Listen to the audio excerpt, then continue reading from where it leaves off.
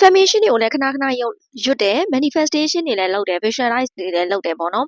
positive thinking ကိုလည်းချိန်ပြီးတော့မှတွေးတယ်တစ်ချိန်တည်းမှာပဲဘဝဘာကြောင့်မပြောင်းလဲတာလဲလို့မေးကြလိမ့်မယ်အဲ့တော့ဒီ affirmation ရွတ်တာတို့ manifest လုပ်တာတို့ visualize လုပ်တယ်ဆိုတဲ့အခါဒီ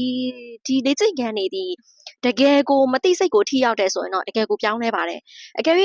ကိုဒီအပေါ်ယံသိစိတ်နဲ့ပဲလုပ်နေမယ်ဆိုလို့ရှိရင်တော့ကိုယ့်ရဲ့ပြောင်းလဲမှုရလဒ်ကအရန်ကိုနှေးနေအောင်မှာဖြစ်တယ်။ဘာကြောင့်လဲဆိုလို့ရှိရင်ကျမတို့ရဲ့ habit တွေအပြုအမူတွေအပြောအဆိုတွေเนาะဒီဟာတွေအကုန်လုံးကမသိစိတ်ရဲ့လုပ်ငန်းစဉ်တွေပဲဖြစ်တယ်။အဲ့တော့မသိစိတ်ထဲထိအောင်ကိုကပြုပြင်ပြောင်းလဲမှသာလျှင်ကိုလုပ်နေတဲ့ affirmation တွေ manifest တွေ visualize တွေကထိရောက်မှာဖြစ်တယ်ပေါ့နော်။အဲ့တော့ကိုကအဲ့လိုမျိုးเนาะကိုရွတ်နေတဲ့ affirmation တွေ manifest တွေ visualize တွေထိရောက်ဖို့ဆိုလို့ရှိရင်မှာရှိနေတဲ့တချိန်ကရရှိခဲ့တဲ့ limiting belief တွေကိုအရင်ဆုံးဖြုတ်ပြမှရလိမ့်မယ်။အဲ့လိုဖြုတ်ပြမှသာလျှင်ကိုရွတ်နေသမျှကိုလုံးနေသမျှ manifest တွေဒီထိရောက်မှာဖြစ်တယ်။တခါကြားလို့ရှိရင်ကျမတို့ manifest လုပ်တယ် visualize လုပ်တယ်เนาะအဲ့တော့ positive thinking က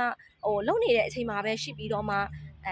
တနေ့ကုန်လုံးက negative thinking တွေပဲ negative thinking တွေ negative work တွေပဲပြောနေတယ်ဆိုလို့ရှိရင်တော့ကျမတို့လုပ်နေသမျှဒီထိရောက်မှာမဟုတ်ဘူး။အဲ့တော့ထိရောက်ချင်တယ်ဆိုလို့ရှိရင်တော့ကျမတို့မသိစိတ်ထဲမှာရှိနေတဲ့ဒီ limiting belief တွေကိုအရင်ဆုံးဖြုတ်ပြီးရင် trauma တွေကိုအရင်ဆုံးရှင်းပြီးတော့မှဒီ affirmation တွေ manifest တွေကိုကျမတို့မသိစိတ်ထဲထိအောင်ရောက်တဲ့အဆင့်ထိအောင်လုပ်ကြည့်ပါလို့အကြံပေးချင်ပါတယ်ကျေးဇူးများတင်ပါတယ်ရှင်